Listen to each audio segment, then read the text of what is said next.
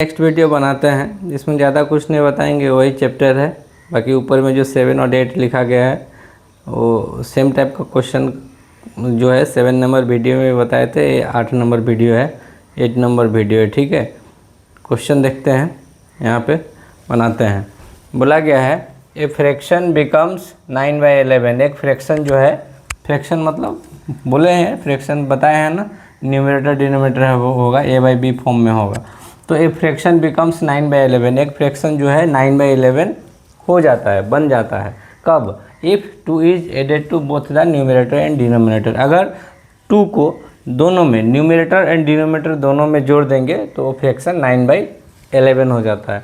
ये पहला कंडीशन है। दूसरा कंडीशन है if 3 is added to both the numerator and denominator. अगर 3 को, पहले ऊपर वाला में क्या था, अगर 2 को ऐड करते हैं, तो अब नीचे वाला में क्या है कि अगर 3 को, if 3 is added to both the numerator and denominator, अगर 3 को न्यूमरेटर एंड डिनोमिनेटर में ऐड करते हैं तो 5/6 हो जाता है। तो फ्रैक्शन क्या है? तो हम मान लिया कि एक जो फ्रैक्शन है वो हम फ्रैक्शन को x/y पकड़ लिए। तो अगर फ्रैक्शन x/y हो गया तो अकॉर्डिंग टू क्वेश्चन क्या होगा? बोला है क्या 2 is added to both the numerator and denominator. तो न्यूमरेटर एंड डिनोमिनेटर इन दोनों में 2 को ऐड कर दिए। जब 2 को ऐड कर देंगे तो बोला है कि फ्रैक्शन 9/11 हो जाता है। तो 9/11 लिख दिए। ये पहला कंडीशन ख़त्म। एंड दूसरा कंडीशन क्या है? If 3 is added to both the numerator and denominator. यहाँ भी बोला गया है कि 3 को दोनों में जोड़ना है। If 3 is added to both the numerator and denominator then it becomes 5/6, then it becomes 5/6। अब यहाँ भी क्रॉस मल्टीप्लाई कर देंगे, 6 × x + 3 और यहाँ पे हो जाएगा 5y + 3। अब यहाँ से दोनों को हमको 2 इक्वेशन मिल जाएगा यहाँ कैलकुलेशन करेंगे तो। ठीक है, इसको थोड़ा नीचे कर देते हैं, मल्टीप्लाई कर दीजिए। ये हो जाएगा 11x + 22, ये हो जाएगा 9y + 18, दिस इम्प्लाइज 6x + 18, इधर में हो जाएगा 5y + 15। देखिए ये 11x, ये 9y इधर आके -9y। ठीक है, इधर में 18 है प्लस ये 22 उस तरफ जाके -22 हुआ। उसी तरह यहाँ पे 6x - 5y, इधर में 15 है, 18 जाकर उधर -18, तो 11x - 9y = -4, इक्वेशन नंबर 1। और 6x - 5y = -3, इक्वेशन नंबर 2। बस अब से मेरा काम यहीं तक है कि इक्वेशन फॉर्म करके दिखा देना है। ठीक है, बाकी आपको फ्रैक्शन निकाल लेना है। जब इसको सॉल्व कीजिएगा तो आपको x का वैल्यू मिलेगा 7 और y का वैल्यू मिलेगा 9। जब इसको सॉल्व कीजिएगा तो x का वैल्यू मिलेगा 7 और y का वैल्यू मिलेगा 9। तो देयरफॉर फ्रैक्शन क्या हो जाएगा? फ्रैक्शन हो जाएगा 7/9। फ्रैक्शन हो जाएगा 7/9। अब देखिए इसमें 2 ऐड कीजिएगा तो ये 9 हो जाएगा ना, जब इसमें 2 ऐड कीजिएगा तो 11 हो जाएगा ना। क्वेश्चन में वही बोला था, if 2 is added to both the numerator and denominator it becomes 9/11। अगर ये हमारा फ्रैक्शन है और देखिए क्वेश्चन के अनुसार अगर 2 ऐड कीजिएगा न्यूमरेटर एंड डिनोमिनेटर में तो ये जो फ्रैक्शन है ये 9/11 बन जाएगा। और जब इसमें 3 ऐड कीजिएगा तो फ्रैक्शन 5/6 बन जाएगा। देखिए जब 3 ऐड कीजिएगा 9 + 7 + 3 9 + 3 तो हो जाएगा 10/12, लेकिन बोला 5/6, इसको शॉर्ट कीजिएगा तो 5/6 ही होगा, 2 से डिवाइड कीजिएगा तो इसका मतलब आपका आंसर सही है। ठीक है, चलिए नेक्स्ट क्वेश्चन करते हैं। ये जो नेक्स्ट क्वेश्चन है एक्सरसाइज 3.4 का 2 का 1 का है। क्यों अलग अलग दिखा रहे हैं? क्योंकि सभी का क्वेश्चन टाइप सेम है, इसलिए सबको एक साथ करके दिखा दे रहे हैं। देखिए यहाँ भी क्वेश्चन है if we add 1 to the numerator and subtract 1 from the denominator. यहाँ पे थोड़ा सा चेंज हो गया। पिछले वाला क्वेश्चन में क्या था कि 2 को फर्स्ट टाइम 2 को दोनों में ऐड करने बोला था, if 2 is added to both the numerator and denominator, and उसके बाद में बोला गया था if 3 is added to both the numerator and denominator. यहाँ पे क्या क्या अलग अलग दे दिया है? बोला क्या if we add 1 to the numerator, बोला क्या ये हम 1 को न्यूमरेटर में ऐड करेंगे and subtract 1 from the denominator, और डिनोमिनेटर से 1 को सब्ट्रैक्ट करेंगे। न्यूमरेटर में 1 को ऐड करेंगे एंड डिनोमिनेटर में 1 को सब्ट्रैक्ट करेंगे, लिखा गया है। Then comma a fraction reduces to 1। अगर ये सब चीज़ करते हैं तो एक फ्रैक्शन जो है वो रिड्यूसेस टू 1 हो सकता है, बिकम्स 1 हो सकता है। ठीक है, तो 1 हो जाता है।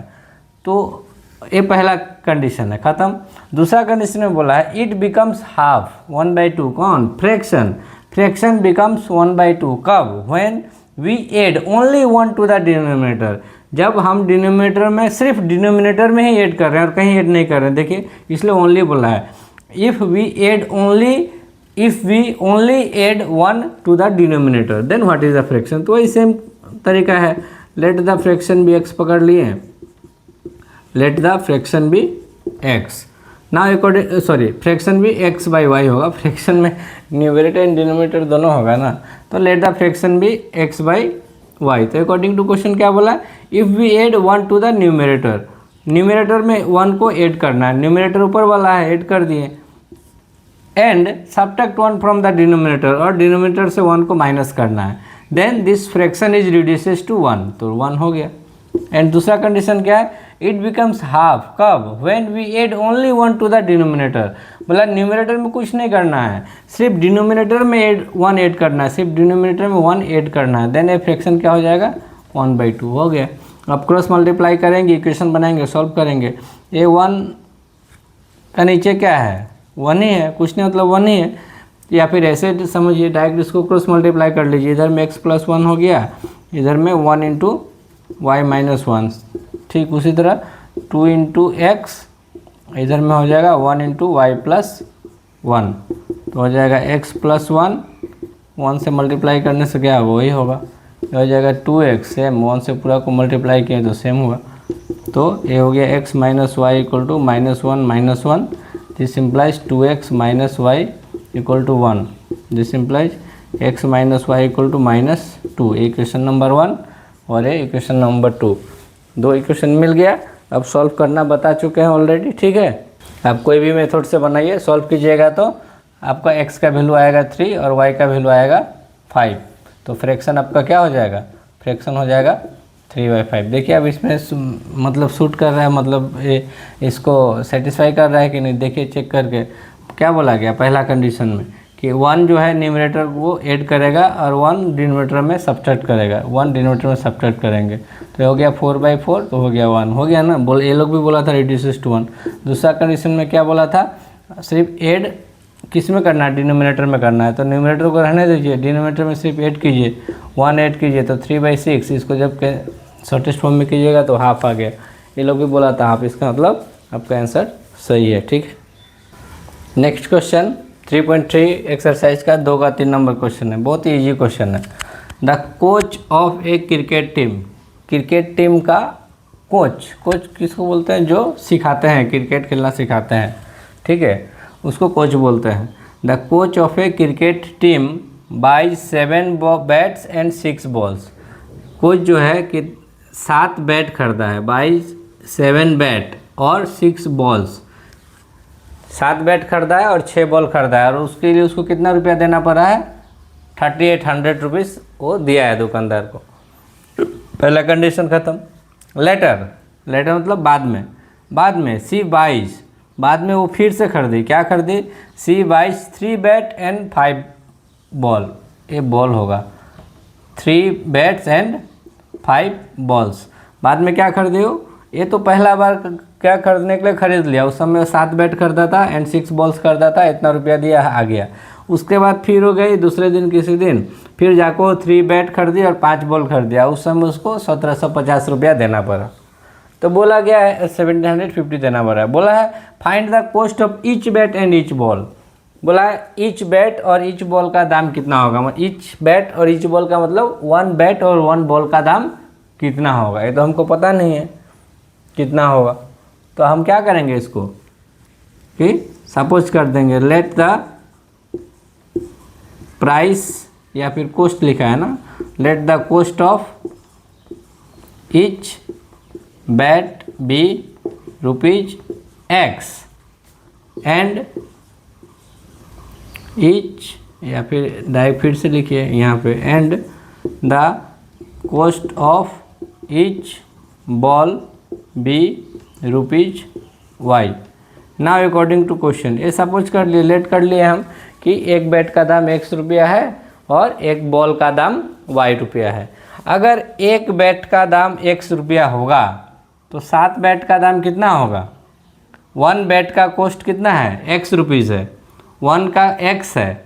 जैसे 1 का अगर 2 होगा तो 2 का कितना होगा? 2 इंटू 2 होगा। 3 का कितना होगा? 2 इंटू 3 होगा। मतलब मल्टीप्लाई होते जाएगा। तो अगर 1 का x है तो 7 का कितना होगा? 7x। ठीक है, 1 बैट का दाम x रुपया है तो 7 बैट का दाम 7x रुपीज़ होगा। ठीक है, प्लस क्यों करेंगे? क्योंकि ये दोनों खरीदा था। पैसा जो दिया था 3800 रुपीज़, इसका दाम और इसका दाम दोनों का दाम मिला के दिया था। तो अगर हम 1 बैट का दाम x रुपया पकड़ते हैं तो 7 बैट का दाम हो जाता है 7x रुपया, और 1 बॉल का दाम y पकड़े हैं हम लोग, कॉस्ट y पकड़े हैं, तो 6 बॉल का दाम हो जाएगा 6y। ए बॉल का पैसा एंड ए बैट का पैसा एंड ए बॉल का पैसा, ये दोनों पैसा मिला के कितना हुआ था? 3800 रुपीज़ हुआ था। ये हो गया इक्वेशन नंबर 1। ठीक है, ये तो एकदम सिंपली सीधा इक्वेशन में आ गया। एंड दूसरा कंडीशन क्या है? वो 3 बैट खरीदा है। 1 बैट का दाम हम लोग x पकड़े हैं तो 3 बैट का दाम कितना होगा? 3x। और 5 बॉल खरीदा है प्लस 5 बॉल, दोनों का पैसा मिला के ना दे रहा है वो। तो ये बैट का दाम, ये बॉल का दाम, ये दोनों का पैसा जोड़ देंगे तो कितना पैसा दिया था? वो 1750 रुपीज़ दिया था। तो ये हो गया आपका इक्वेशन नंबर 2। बहुत आसान है आपका, इजी है। 1 बैट का दाम पकड़ लिए, 1 बॉल का दाम पकड़ लिए, फिर बोला है क्या? वो 7 बैट खरीदा है और 6 बॉल खरीदा है। तो 7 बैट का दाम, सिंपल ऐसे समझिए, 1 बैट का दाम x रुपया, फिर x 7 बैट खरीदा है तो कितना हो जाएगा? 7x हो जाएगा ना। तो इसी को हम लोग क्या करते हैं? 7 से मल्टीप्लाई करते हैं डायरेक्ट। एडिशन को रिपीट नहीं करके मल्टीप्लाई करते हैं। तो जब इसको सॉल्व कीजिएगा, पहला इक्वेशन है 7x + 6y = 3800, दूसरा इक्वेशन है 3x + 5y = 1750। सॉल्व कीजिएगा तो x का वैल्यू मिलेगा 500 और y का वैल्यू मिलेगा 50। आफ्टर सॉल्विंग x का वैल्यू 500 मिलेगा और y का वैल्यू 50 मिलेगा। तो हो गया। उसके बाद फिर लिख देंगे therefore cost of each bat equal to, क्या पकड़े थे हम लोग? x पकड़े ना, तो x का वैल्यू कितना आया? 500, तो ₹500, और कॉस्ट ऑफ ईच बॉल कितना हो जाएगा? ₹50। ऐसे भी बॉल का दाम तो कम ही होगा ना, बैट का दाम ना ज़्यादा होगा। ठीक है, सॉल्व हम करके नहीं दिखाएंगे, सॉल्व आप कोई भी मेथड से कीजिए, सॉल्व कर लीजिए। ठीक है, मेरा मकसद से भी यहाँ पे इक्वेशन फॉर्म करके दिखा देना। लेकिन फिर से एक बात बोल रहा है, अगर क्वेश्चन में ये वाला चीज़ दिया रहेगा कि form the pair of linear equation, ठीक है, और इन find that solution if they exist, ये वाला चीज़ लिखा हुआ रहेगा ब्रैकेट में, तो फिर आपको कंडीशन चेक करना पड़ेगा।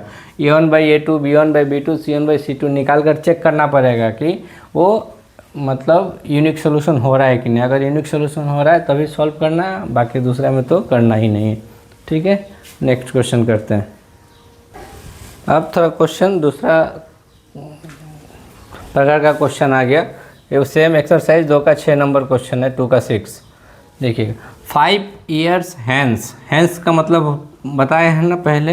हैंस का मतलब होता है आफ्टर, मतलब आफ्टर 5 years, 5 years हैंस, अभी से 5 साल बाद।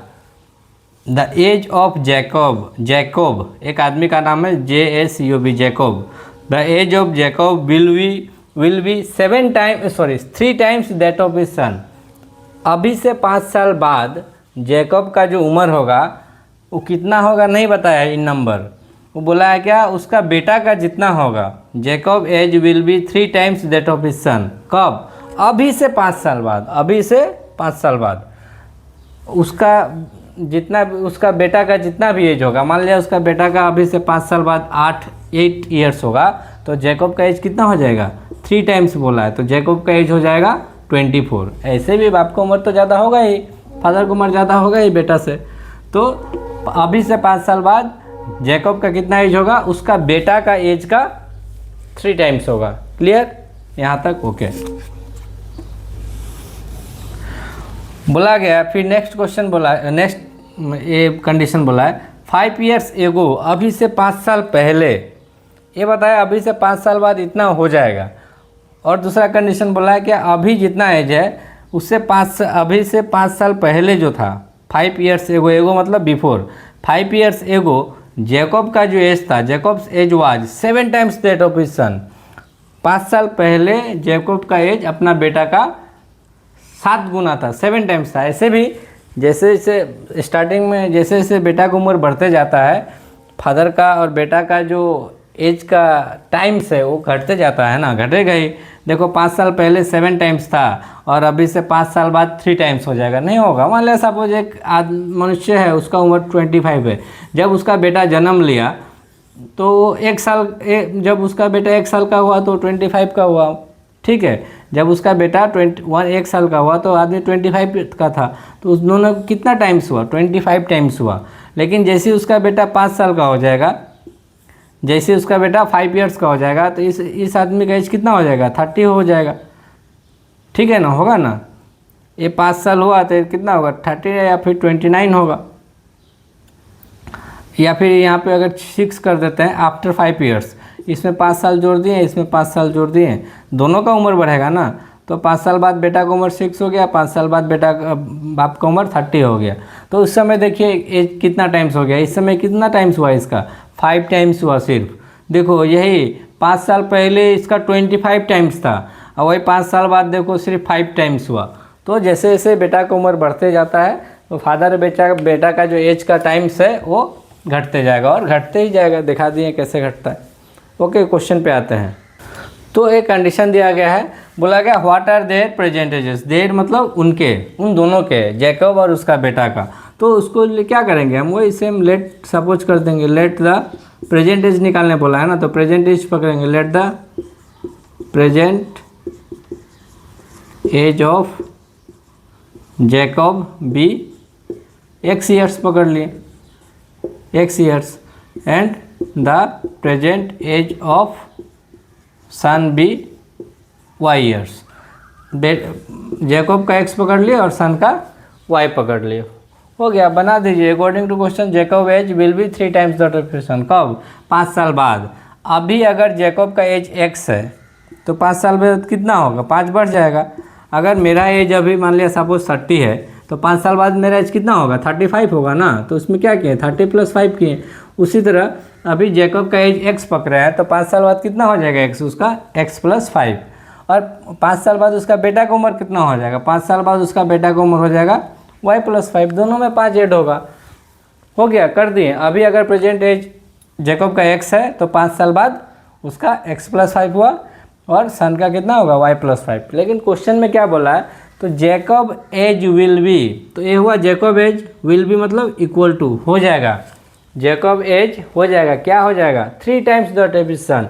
उसका बेटा का जितना उम्र होगा 5 साल बाद उसका 3 टाइम्स होगा। तो इसको क्या ऐसे लिखेंगे, नहीं ऐसे लिखेंगे तो गलत हो जाएगा। ये y + 5 दो टर्म है, इसको ऐसे ब्रैकेट में दे के लिखेंगे। मेन जो हमारा मकसद है, ये जो लाइन है ये सही लिखना है, ये गलत लिखाएंगे तो गलत हो जाएगा। 5 साल बाद बाप का उम्र इतना हुआ, जैकब का उम्र इतना हुआ, Jacob's age will be 3 times that of his son. उसका बेटा का जितना उम्र हो उसका 3 गुना होगा। ऐसे भी जब इक्वल का साइन दिया है तो दोनों तरफ इक्वल होना पड़ेगा। मान लिया इसका 15 साल होगा तो बेटा का 5 साल होने से तब ना मल्टीप्लाई करेंगे तो 15 होकर इक्वल होगा। तो मल्टीप्लिकेशन वाला साइन किस में जाएगा, हमेशा जिसका उम्र छोटा होगा उसी के साथ मल्टीप्लाई होगा टाइम्स, ठीक है। अब इसको सॉल्व कर देंगे तो x + 5 = 3y + 15। तो x - 3y = ये 5 को उधर जाएंगे तो -5 हो जाएगा, तो 15 - 5 हो जाएगा 10। Equation number 1। एंड दूसरा कंडीशन क्या बोला है, 5 इयर्स एगो। अभी अगर x है तो 5 साल पहले कितना होगा, x - 5। मेरा एज अभी 30 है तो 5 साल पहले मेरा एज कितना था, 25 था ना। कैसे हुआ, और जितना साल पहले पूछेगा उस प्रेजेंट एज से उतना को माइनस कर देंगे तो ये 25 इस तरह से मिल जाता है। उसी तरह प्रेजेंट एज हम x पकड़े हैं तो 5 साल पहले जैकब का एज कितना होगा, x - 5, और उसका बेटा का उम्र कितना होगा, y - 5, यही होगा, ठीक है। ये तो होगा। अब कंडीशन क्या दिया है कि 5 years ago Jacob age was, Jacob's age, ये हुआ जैकब्स एज, वाज माने equal to, was equal to will be, जैसे ही मिलेगा इक्वल का साइन दे देना है। उसके बाद क्या बोला, 7 times that of his son, उसका बेटा का 7 टाइम्स होगा। फिर यहाँ पे वही करेंगे, x - 5 = 7y - 35। तो हो जाएगा x - 7y = ये -5 उधर जाके +5 हो जाएगा, तो -35 + 5, प्लस माइनस माइनस होने से 30 होगा। बड़ा नंबर के सामने माइनस साइन है तो माइनस होगा, ठीक है। तो आपको दो इक्वेशन मिल जाएगा, x minus 3y equal to 10 और दूसरा इक्वेशन मिलेगा x minus 7y equal to minus 30। अब इसको सॉल्व करना है, सॉल्व तो हम बताएंगे नहीं, आपको जो मेथड तीनों मेथड बताए हैं, तीनों मेथड जिससे सॉल्व करना है कीजिए।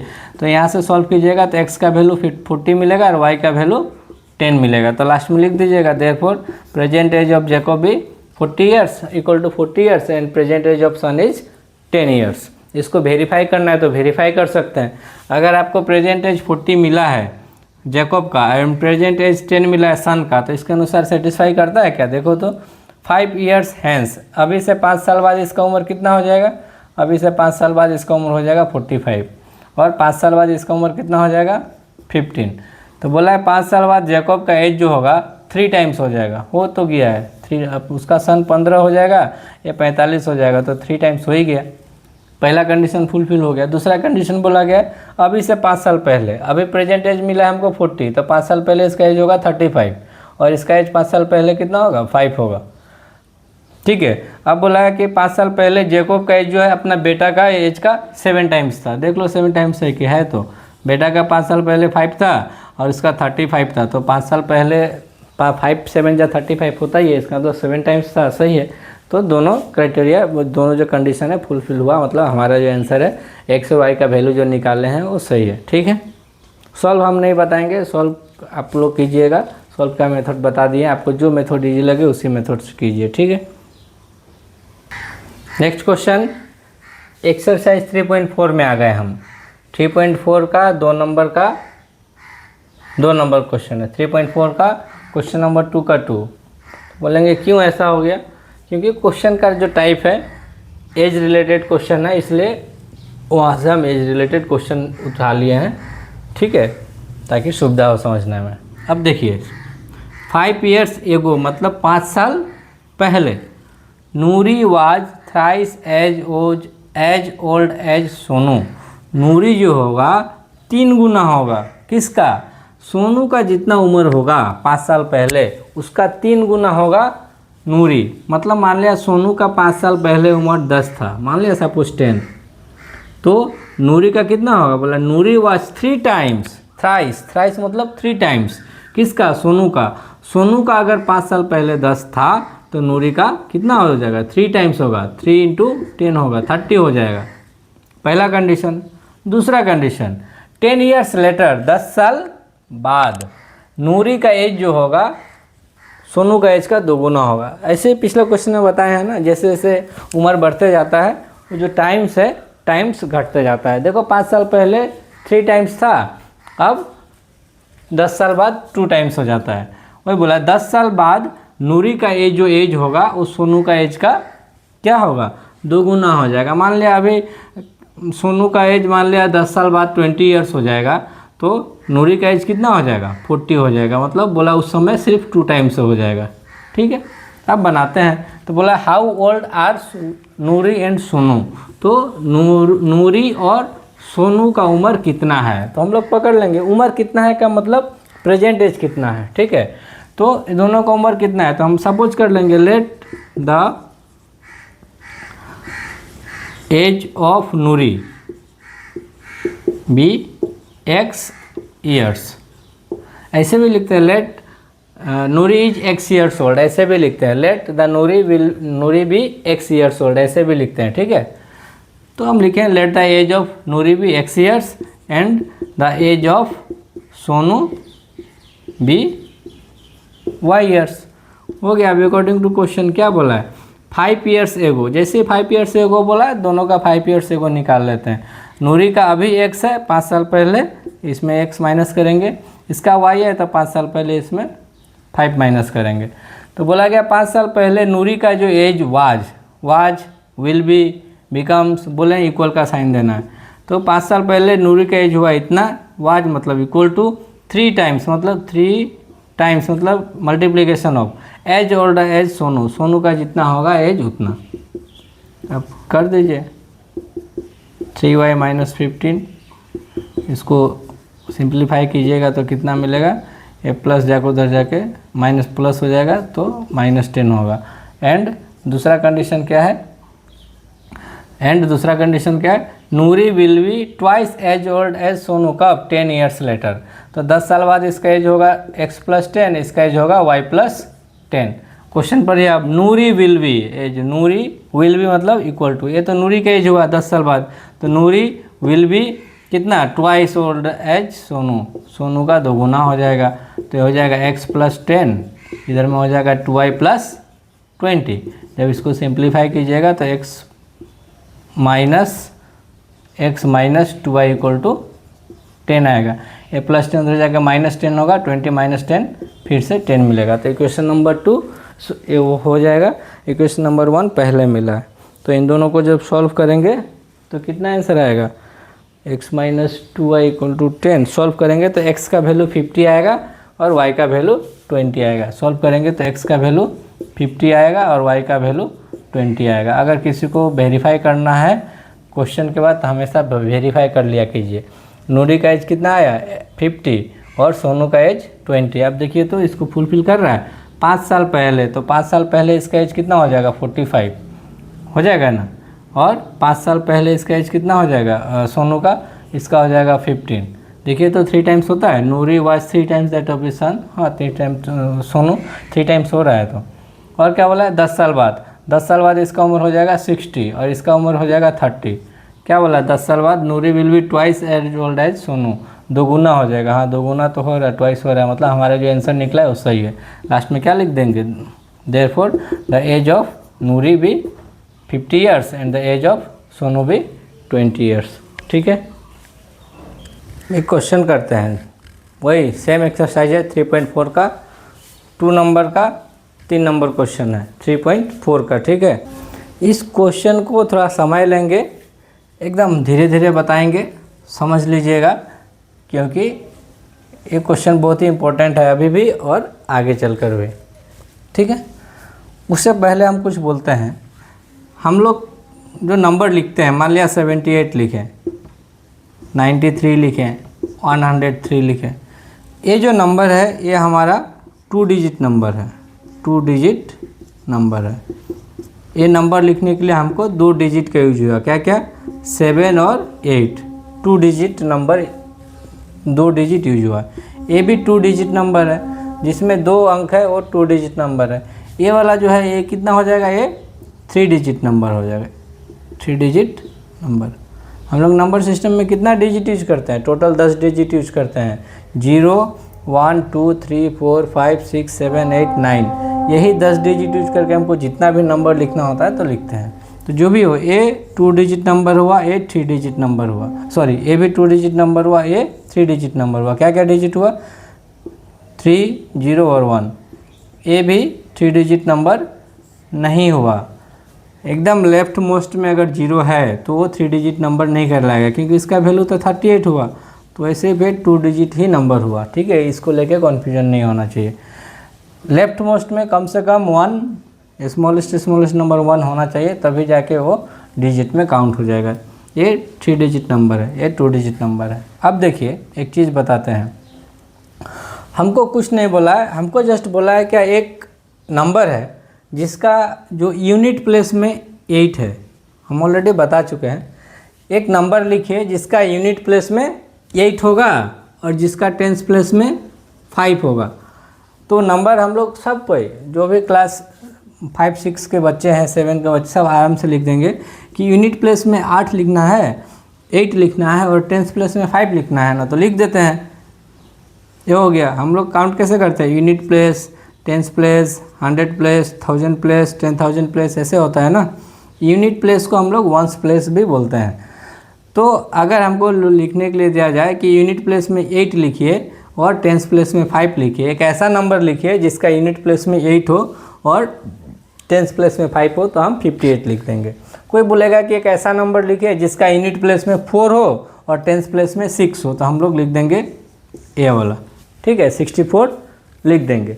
लेकिन वो लिखाता कैसे है, मान लिया कि कोई बोला है कि एक ऐसा नंबर लिखिए जिसका यूनिट प्लेस में 9 हो और टेंस प्लेस में, यूनिट्स प्लेस में 9 हो और टेंस प्लेस में 3 हो, तो नंबर कैसे लिखेंगे, तो टेंस प्लेस में 3 लिखना है, यूनिट प्लेस में 9 लिखना है, ऐसे लिख देंगे नहीं। ये ऐसे नहीं लिखेंगे। कैसे लिखेंगे? यूनिट प्लेस में 9 है ना, तो यूनिट प्लेस में जो भी है उसको 1 से मल्टीप्लाई करेंगे। यूनिट प्लेस में जो है उसको 1 से मल्टीप्लाई करेंगे, प्लस जो टेंस प्लेस में है उसको 10 से मल्टीप्लाई करेंगे। जो टेंस प्लेस में है उसको 10 से मल्टीप्लाई किए, ये नंबर हुआ। ऐसे लिखेंगे। क्यों लिखेंगे बता रहे हैं। यूनिट प्लेस में 9 है तो 9 को यूनिट वंस प्लेस मतलब 1 से मल्टीप्लाई करेंगे। टेंस प्लेस में 3 है, 3 टेंस प्लेस में है, इसका मतलब 10 से मल्टीप्लाई करेंगे। अब इसको जोड़ेंगे, अब इसको जोड़ देंगे। 9 इंटू 1 9 हो गया, प्लस 3 इंटू 10 30 हो गया। अब जोड़ेंगे नंबर तो 39 मिलेगा। तो बोलेगा कि नहीं ये तो पहले भी 39 ही हुआ था, अभी भी 39 हुआ, तो कैसे? तो ऐसे होता है कि अगर हम किसी को क्वेश्चन देंगे कि यूनिट प्लेस में x है और टेंस प्लेस में y है तो नंबर क्या होगा।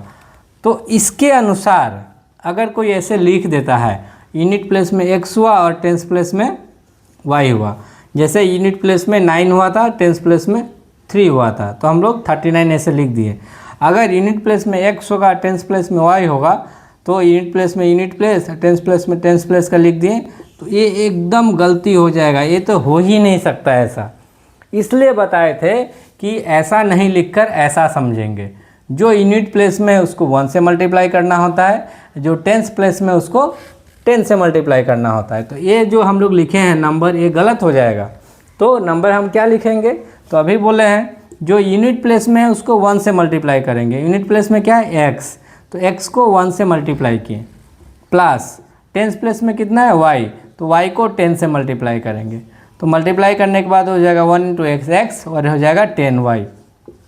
और इन दोनों को हम लोग ऐड करके एक नहीं लिख सकते हैं क्योंकि दोनों दो टर्म है, क्योंकि यहाँ वेरिएबल x है, वेरिएबल y है, तो सेम वेरिएबल में ऐड और सब्सट्रैक्शन नहीं हो, तो अलग अलग वेरिएबल में ऐड सब्सट्रैक्शन नहीं होगा। ठीक है, तो इसको हम लोग x प्लस 10y बोलेंगे, y x नहीं बोलेंगे। ये बोलेंगे तो गलत हो जाएगा। अगर कोई बोलेगा कि इसके अनुसार, तो हम ऐसे बोल सकते हैं, नहीं ये नंबर है, वेरिएबल है, ये अननोन वैल्यू है इसका, इसलिए ऐसे नहीं लिख सकते हैं।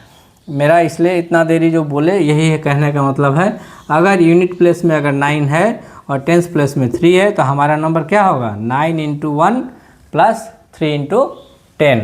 उसी तरह यूनिट प्लेस में अगर x है और टेंस प्लेस में y है तो हमारा नंबर होगा x into 1 plus y into 10, तो हो जाएगा x प्लस 10y। ठीक है, अब थोड़ा क्वेश्चन में चलते हैं। अब क्वेश्चन पढ़ते हैं। बोला गया है the sum of the digits of a 2 digit number. Number क्या है? 2 डिजिट नंबर है। 2 डिजिट नंबर कितना है? बहुत सारा 2 डिजिट नंबर ना, 92 टोटल। हम लोग 1 से लेके 100 तक टोटल नंबर कितना हुआ? 100 हुआ। उसमें से 1 डिजिट नंबर कितना हुआ? 1 डिजिट नंबर हुआ हमारा कितना? 9। क्या क्या? ये 1 0 1 1 सॉरी, एक तो 1 से स्टार्ट करते हैं तो 0 क्यों काउंट करेंगे? 1 2 3 4 5 6 7 8 9 इधर हो गया, और एक हो जाएगा 3 डिजिट नंबर, कौन सा? 100, तो ये 10 हो गया। तो टोटल 2 डिजिट नंबर कितना बचा? 1 से लेकर 100 तक टोटल 2 डिजिट नंबर कितना होता है? 90 होता है। ये जस्ट ऐसे बताने के लिए बोल दिए कि 1 से लेकर 100 तक टोटल 2 डिजिट नंबर कितना होता है? 90 होता है। और ऐसे भी कोई क्वेश्चन बोलेगा कि there are how many 2 digits number, तो आंसर कितना होगा? 90 होगा। 10 से लेके 10 से लेके 99 तक वो सभी 2 डिजिट नंबर होता है। ओके, ये जितना भी 2 डिजिट नंबर है, बहुत सारा नंबर है। 10 है, हाँ 22 है, 35 है, 47 है, 99 है, तो बीच में और सारा नंबर है। तो एक ऐसा 2 डिजिट नंबर, हम इसको पहले प्रैक्टिकली समझा देंगे फिर नियम से बताएंगे। एक ऐसा 2 digit number, the sum of the digits of a 2 digit number is 9। एक ऐसा 2 डिजिट नंबर जिसका डिजिट्स का सम जो है 9 होता है। तो कोई बता सकता है 2 डिजिट नंबर जिसका डिजिट का सम 9 है? हाँ बता सकते हैं, 27 होगा। देखो ये भी 2 डिजिट नंबर, इन दोनों को सम करेंगे तो 9 मिलेगा। दूसरा 36 होगा, 45 होगा, उसके बाद 54 होगा, 63 होगा, फिर 72 होगा, फिर क्या होगा? और भी है 2 डिजिट नंबर, हाँ होगा। इससे पहले क्या होगा? 18 होगा, उसके बाद 81 होगा।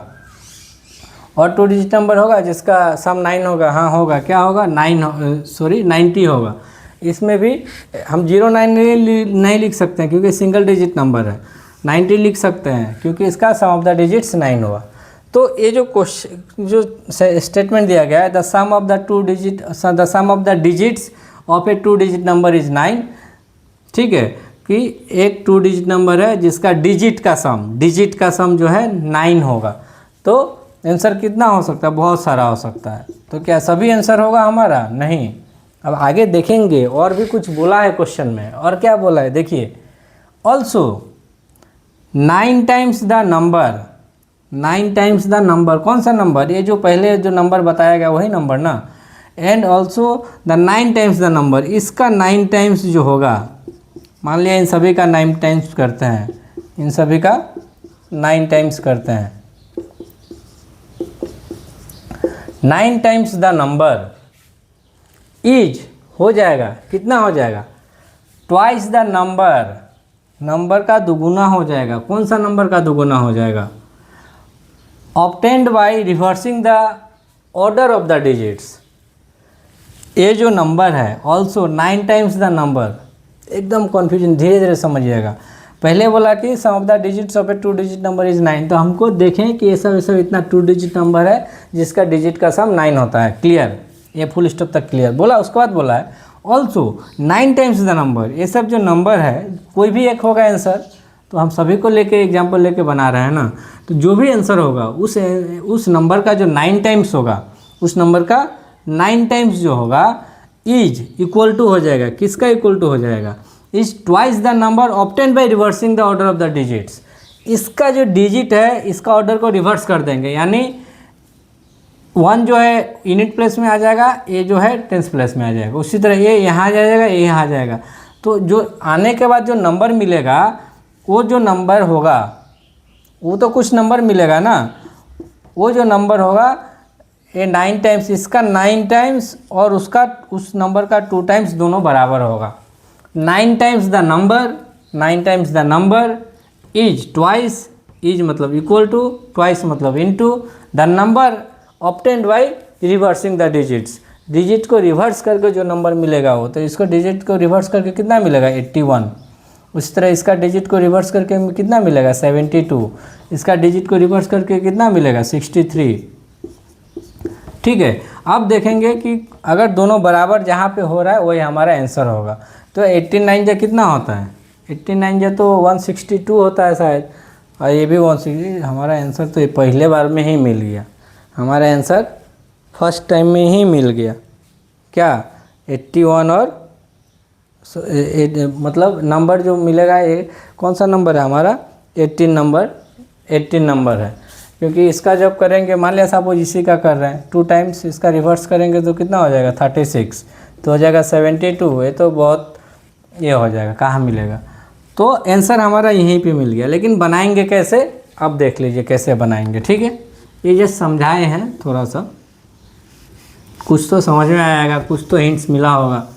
ऐसे होगा तो ये इसलिए बता दिए हैं कि MCQ में कभी कभी आपको इक्वेशन बना के सॉल्व करने का ज़रूरत नहीं है, इसी प्रकार का हिंट्स लेके आप बना सकते हैं। ठीक है, अब बनाते हैं। ये तो कंडीशन यहाँ से यहाँ तक क्वेश्चन समझ गए। तो बोला है क्या? Find the number. तो वही हम लोग डायरेक्ट नंबर x और y तो लिख नहीं सकेंगे, और क्वेश्चन जो है 2 डिजिट नंबर में है, तो 2 डिजिट का बात हो रहा है। क्वेश्चन 2 डिजिट नंबर में है ना, तो 2 डिजिट का बात हो रहा है, तो नंबर भी हमारा 2 डिजिट का ही निकलेगा। तो 2 डिजिट में क्या होगा? एक होगा यूनिट प्लेस, एक होगा टेंस प्लेस। तो नंबर हम लोग डायरेक्ट नहीं पकड़ेंगे, हम लोग यूनिट प्लेस का डिजिट पकड़ेंगे और टेंस प्लेस का डिजिट पकड़ेंगे। ठीक है, let the digit in the units place be x and the digit in the tens place be y। अब होगा खेला यहाँ से चालू। हम क्या बोले कि digit in the unit place हम लोग क्या पकड़ लिए? x, और digit in the tens place क्या पकड़ लिए? y। तो इसके अनुसार नंबर आपका क्या होगा वो लिख लीजिए। Therefore the number equal to, ये तो पकड़ लिए, तो इसके अनुसार नंबर क्या होगा? नंबर लिख लीजिए। नंबर नहीं भी लिखिएगा तो भी चलेगा, लेकिन लिखिए। ले दो, नंबर क्या हो जाएगा, यूनिट प्लेस में x है तो इसको 1 से मल्टीप्लाई करेंगे, प्लस टेंस प्लेस में y है तो उसको 10 से मल्टीप्लाई करेंगे। अब दोनों को ऐड कर देंगे तो x प्लस 10y, यहीं तक आपका नंबर होगा। क्लियर, हम लोग लेट किए, यूनिट प्लेस में x, टेंस प्लेस में y, नंबर मिला। अब अकॉर्डिंग टू क्वेश्चन, अब क्वेश्चन पे जाते हैं। क्वेश्चन में बोला है the sum of the digits of a 2 digit number is 9। पहला कंडीशन यही है, खत्म। एक 2 डिजिट नंबर है और उन दोनों का डिजिट का सम 9 है, तो डिजिट हम क्या क्या पकड़े हैं, एक डिजिट x पकड़े हैं, एक डिजिट y पकड़े हैं, तो इन दोनों का सम कितना हो जाएगा, 9 हो जाएगा। ये क्वेश्चन नंबर 1, पहला कंडीशन ख़त्म। बोला है ना कि सम ऑफ द डिजिट से होगा, जो भी आप 2 डिजिट नंबर लीजिएगा उनका डिजिट का सम 9 होगा, तो डिजिट का सम 9 होगा तो लिख दिए डिजिट का सम 9। ठीक है, इन दोनों का सम 9, ख़त्म। अब आते हैं next, also 9 times the number, 9 times the number, कौन सा नंबर, ये जो unit digit tens place digit पकड़े हैं, इसका जो नंबर होगा इसका 9 टाइम्स, इसका 9 टाइम्स, नंबर इतना है तो इसका 9 टाइम्स कितना होगा, 9 इंटू इतना होगा, 9 टाइम्स द नंबर, तो नंबर तो हम ये निकाले हैं तो इसका 9 टाइम्स कितना होगा, 9 से मल्टीप्लाई करेंगे। Also 9 times the number, is मतलब क्या बोले थे, is, will be, would be, becomes होने से इक्वल का साइन देंगे। 9 times the number is twice, twice मतलब 2 गुना, ट्वाइस द नंबर, कौन सा number, obtained by reversing the digits, obtained by reversing the digits of the order of the digits. अब यहाँ पे थोड़ा सा समझा देते हैं, कवर वहाँ पे आ रहा है, नहीं आ रहा है ना, तो थोड़ा सा इधर कर देते हैं। अब देखिए क्वेश्चन आ रहा है, हाँ क्वेश्चन आ रहा है, बोला है also 9 times the number is, 9 times the number लिख लिए, जो हमारा नंबर इनिशियली जो पकड़े थे 9 टाइम्स द नंबर लिख दिए, इज ट्वाइस, ट्वाइस मतलब 2 गुना, किसका, द नंबर, कौन सा number, obtained by reversing the order of the digits, ये जो डिजिट है इसका ऑर्डर रिवर्स कर देंगे, ये जो यूनिट प्लेस है x के जगह में y कर देंगे और y के जगह में x कर देंगे, मतलब x को टेंस प्लेस में ला देंगे और y को यूनिट प्लेस में ला देंगे। बोला क्या है, ऑर्डर जो है रिवर्स करना है, किसका, डिजिट का, ऑर्डर को रिवर्स कर देना है। x यूनिट प्लेस में था तो उसको टेंस प्लेस में ला दिए और y टेंस प्लेस में था उसको यूनिट प्लेस में ला दिए, इसको बोलता है रिवर्सिंग द डिजिट। जब रिवर्स डिजिट रिवर्स कर देंगे उस समय हमको क्या नंबर मिलेगा, उस समय क्या बोले हैं, वही प्रोसेस बोले हैं कि यूनिट प्लेस वाला को 1 से मल्टीप्लाई करेंगे। अभी यूनिट प्लेस में y है तो y को 1 से मल्टीप्लाई करेंगे, प्लस टेंस प्लेस वाला को 10 से मल्टीप्लाई करेंगे। अभी टेंस प्लेस में x को ले लिए हैं तो x को मल्टीप्लाई करेंगे, तो ये हो जाएगा कितना, 10x प्लस y, ये y into y, 10 into x 10x, तो हमारा नंबर क्या हो जाएगा, reverse, after reversing the digit, digit को जब हम रिवर्स कर देंगे तो हमारा नंबर क्या मिल जाएगा, 10x प्लस y। ये जो नंबर है इसका 2 गुना और पहले वाला का 9 गुना बराबर होगा, is twice the number obtained by reversing the order of the digits. तो हमारा दूसरा नंबर क्या हो जाएगा, 10x प्लस y। इसको ऐसे डिटेल्स में दिखाने का जरूरत नहीं है, आप ऐसे सिंपली भी लिख सकते हैं, ठीक है। या फिर इक्वेशन नंबर 1 लिखने के बाद, इक्वेशन नंबर 1 लिखने के बाद यहाँ पे आप लिख सकते हैं after reversing the digit, after reversing the digits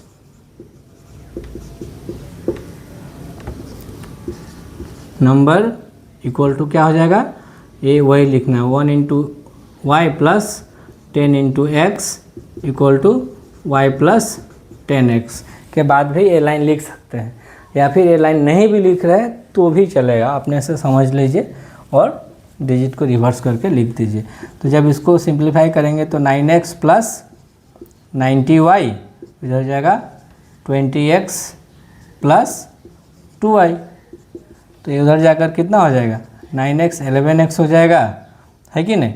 ये 20x माइनस 9x तो 11x हो जाएगा, ये प्लस 2y माइनस 90y तो हो जाएगा माइनस 88y। इधर में क्या बचेगा, 0। इसको और भी छोटा कर सकते हैं, सेम नंबर से पूरा इक्वेशन को डिवाइड किया जा सकता है या फिर सेम नंबर से पूरा इक्वेशन को मल्टीप्लाई किया जा सकता है। तो सब पूरा को 11 से डिवाइड कर देते हैं। जब 11 से डिवाइड कर देंगे तो x हो जाएगा, यह हो जाएगा -8y = 0। ये हो जाएगा आपका इक्वेशन नंबर 2। तो इक्वेशन नंबर 1 और इक्वेशन नंबर 2 दोनों मिल गया। एक मिला x + y = 9 और दूसरा इक्वेशन मिला x - 8y = 0। तो दोनों मिल गया। अब x और y का वैल्यू निकाल लीजिए। तो x का वैल्यू मिल जाएगा आपका 8 और y का वैल्यू मिलेगा 1। सॉल्व करने के बाद x का वैल्यू मिल जाएगा 8 और y का वैल्यू मिल जाएगा 1। आपसे क्या पूछा है? नंबर पूछा है, लेकिन ये वाला चीज़ लिखिएगा। Therefore digit in the unit place x पकड़े हैं ना, तो 8 हो जाएगा and digit in the tens place इतना।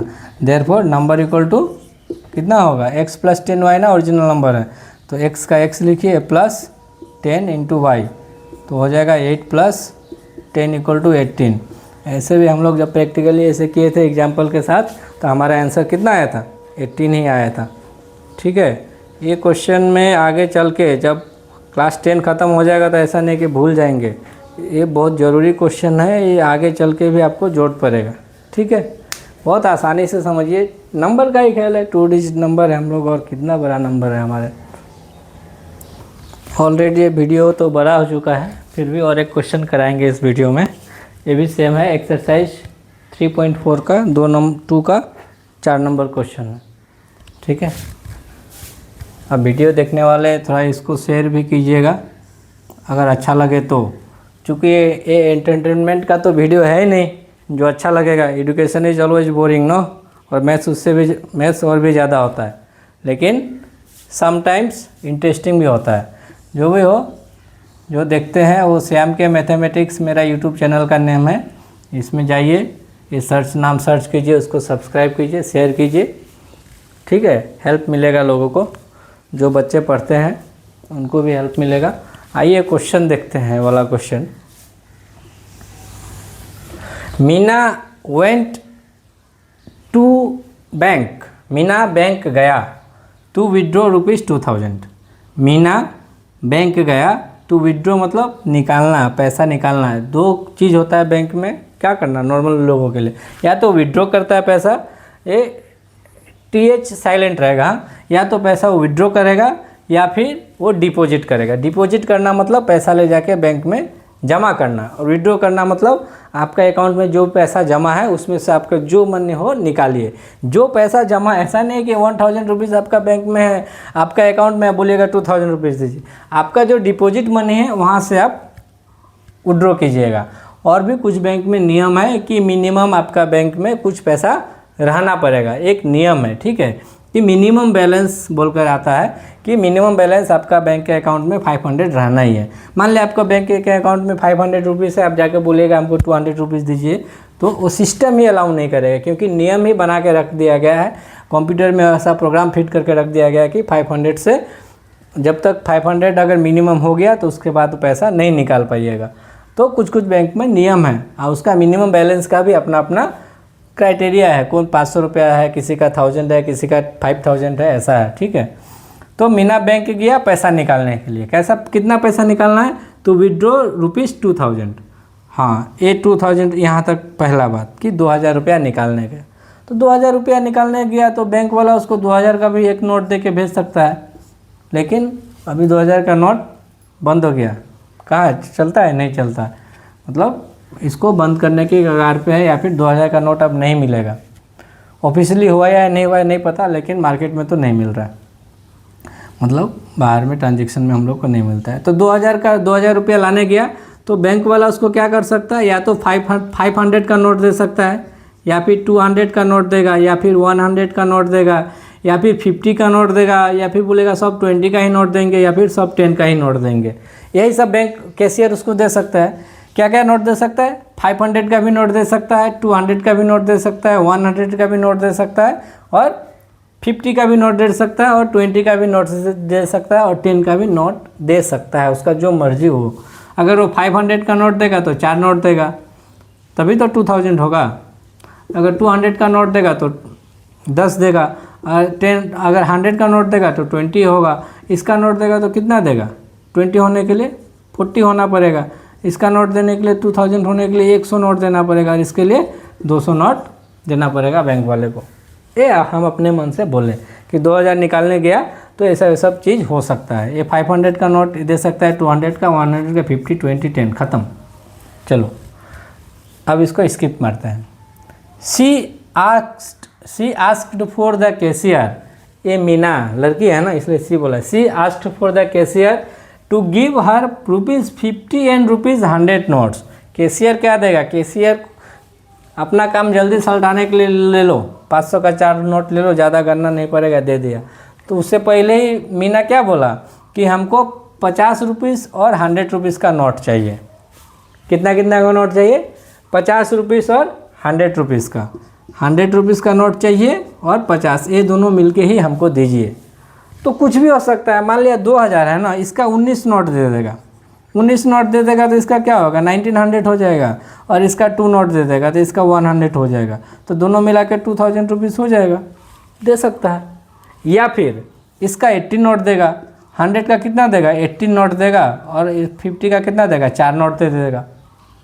तो 18 का हो गया 1800 और 4 नोट देगा यहाँ पे तो हो जाएगा 200। तो दोनों मिला कर उसको फिर से 2000 मिल जाएगा। तो बोला चूँकि 100 और 50 का ही नोट देने के लिए, तो 100 और 50 का नोट तो बहुत तरीके से दिया जा सकता है। जैसे अभी देखा है, टोटल 20 तो 20 नहीं दे सकता है, क्योंकि जैसे 100 का 20 नोट देगा वो 2000 हो जाएगा। तो 50 का नोट कहाँ से दे पाएगा?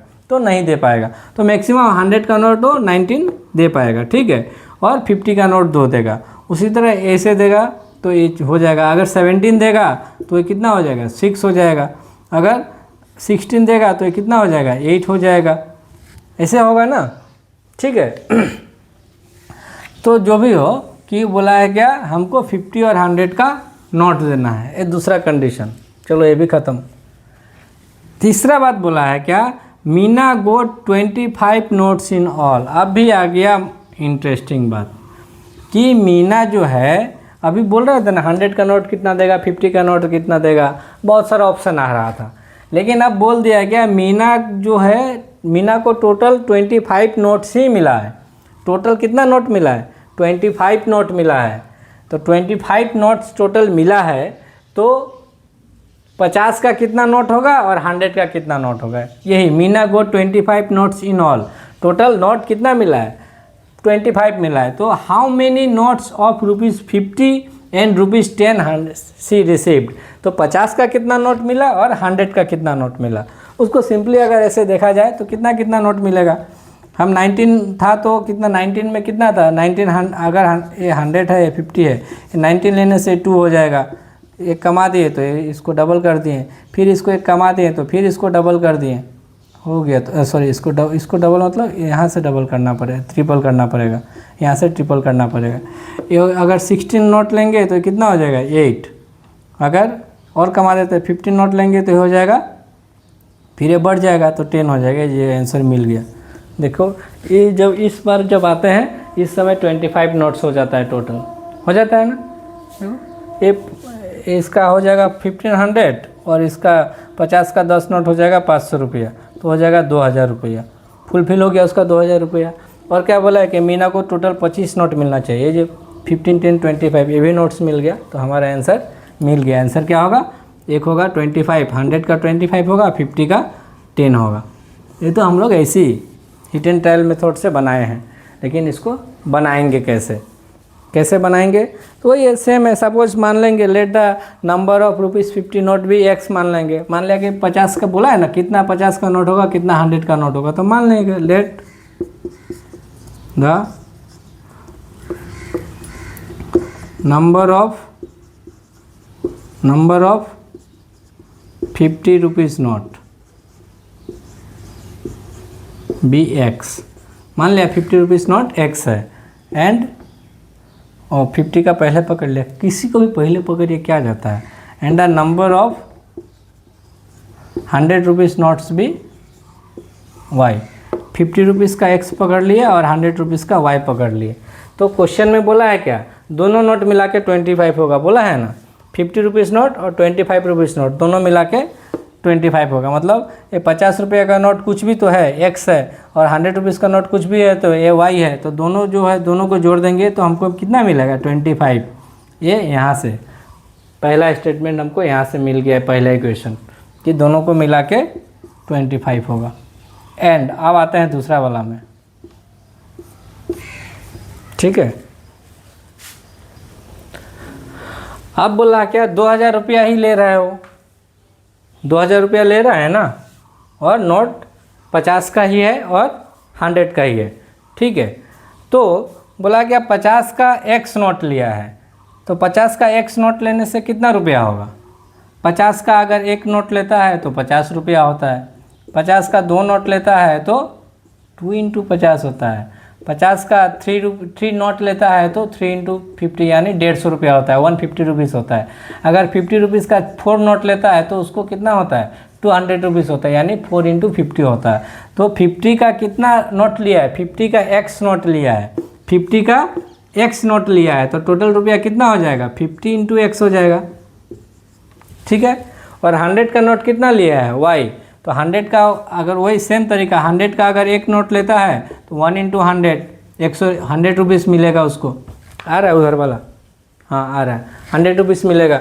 अगर 100 का दो नोट ले रहा है तो 2 × 100 यानी उसको 200 रुपीज़ मिलेगा। अगर 100 का 3 नोट ले रहा है तो 3 × 100 यानी उसको 300 रुपीज़ मिलेगा। उसी तरह 100 का y नोट ले रहा है, अगर 100 का y नोट ले रहा है तो टोटल रुपीज़ कितना होगा 100 × y होगा, हो गया। 50 का x नोट ले रहा है और 100 का y नंबर ऑफ नोट ले रहा है, तो जितना नंबर ऑफ नोट लेगा उतना से मल्टीप्लाई करेंगे तो उतना रुपया आएगा 50 रुपीज़ वाले से और इतना रुपया आएगा 100 रुपीज़ वाले से। और क्या बोला है, दोनों रुपया मिला के कितना रुपया होना चाहिए 2000 रुपीज़ होना चाहिए। कैशियर 2000 रुपीज़ निकालेंगे उससे ज़्यादा थोड़े देगा, तो दोनों मिला के 200 रुपीज़ होना चाहिए। तो इसको मल्टीप्लाई कर देते हैं, ये हो जाएगा 50x, ये हो जाएगा 100y = 2000।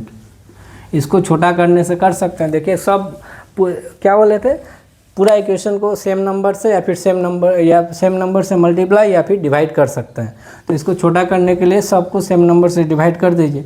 सबको 50 से डिवाइड करेंगे तो ये हो जाएगा ओनली x, इसको 50 से डिवाइड कर देंगे तो हो जाएगा 2y, इसको 50 से डिवाइड कर देंगे तो हो जाएगा 400। इसको इक्वेशन नंबर 2 दीजिए। तो आपको 1 नंबर इक्वेशन मिला और 2 नंबर इक्वेशन मिला। तो यहाँ से x और y को सॉल्व कीजिए। x y को सॉल्व करने से x का वैल्यू 10 और y का वैल्यू 15 मिलेगा। x का वैल्यू 10 मिलेगा और y का वैल्यू 15 मिलेगा, ठीक है। तो फिर लिख दीजिएगा therefore the number of 50 rupees note भी x के जगह में 10 and number of 100 rupees note भी y। ये 50 रुपीज़ नोट, ये 100 रुपीज़ नोट मिला ना, वेरीफाई कर लीजिए। y 100 रुपीज़ नोट है तो हो जाएगा 1500 और ये x जो है 50 रुपीज़ नोट है तो 10 है तो हो जाएगा 500। तो टोटल मिला के 2000 रुपीज़ हमारा हो जाएगा। तो हमारा सही है।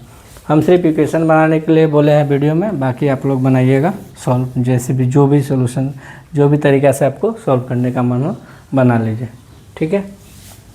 फिर से बोलते हैं यूट्यूब चैनल को सब्सक्राइब ज़रूर कीजिए, शेयर कीजिए। श्याम के मैथमेटिक्स नाम है, ठीक है, श्याम के मैथमेटिक्स। फ़िलहाल तो ट्रिग्नोमेट्री या क्लास 10 का अभी ये पेयर ऑफ लीनियर इक्वेशंस का वीडियो डाल रहे हैं। बाकी धीरे धीरे पूरा क्लास 9 और 10 का सभी का मैथ्स का पूरा सिलेबस डाल देंगे।